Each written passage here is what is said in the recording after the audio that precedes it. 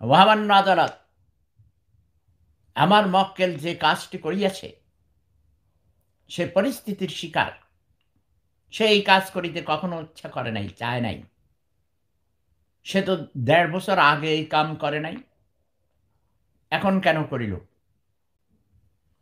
গতকালকে তাকে কোর্টে হাজির করা হয়েছে, অ্যারেস্ট করে নিয়ে গেছে তাকে। তারপরে দেখলো, যাতে তার ডিএনএ টেস্ট করে দেখেছে যে নারীর অঙ্গে, তার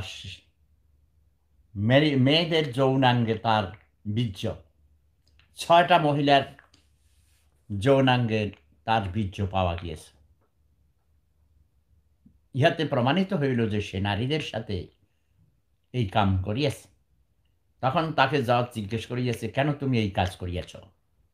সে বলিল, দেখেন হুজুর, মহামান্য আদালত, আমি গরিব মানুষ, আমার আয় রুজি নাই, আমার কোনো গার্লফ্রেন্ড নাই, ২০ বছর বয়স হইয়াছে, আমি বিবাহ করিতে পারি নাই, এবং আমারও খুব যৌন ক্ষুধা আছে। আমার ইচ্ছা করেছে আমি কোনো নারীর সাথে এই কাম করি, কিন্তু সুযোগ পাই নাই।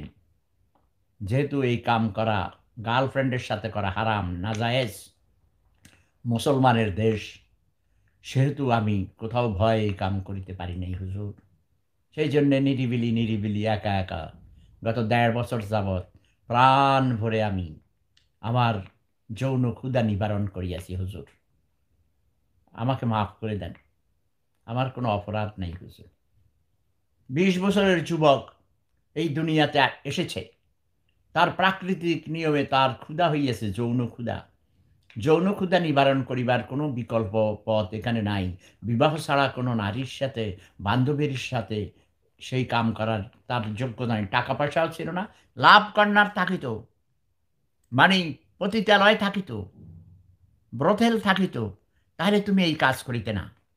সেই জন্য আমি বলেছি গণপ্রজাতন্ত্রী বাংলাদেশ সরকারকে, আমি মাননীয় প্রধানমন্ত্রীর দৃষ্টি আকর্ষণ করছি, মহামান্য রাষ্ট্রপতির দৃষ্টি আকর্ষণ করছি, আপনাদের সংসদ সদস্যদের দৃষ্টি আকর্ষণ করছি, আপনারা দ্রুতবেগে পার্লামেন্টে একটা আইন বানান যে স্বেচ্ছায় নারী এবং পুরুষ স্বেচ্ছায় যদি মিলিত হয় যৌন ক্ষুধা নিবারণ করে, ইহা কোনো পাপ হইবে না। জোরপূর্বক করিলে সাজা হইবে, সেটা অপরাধ হবে। কিন্তু মেয়া বিবি রাজি, কেয়া করেগা কাজী। সেই জন্য আমি বলেছি BBC, bar, brothel and casino, এই ৩টাকে বৈধ করে দিন।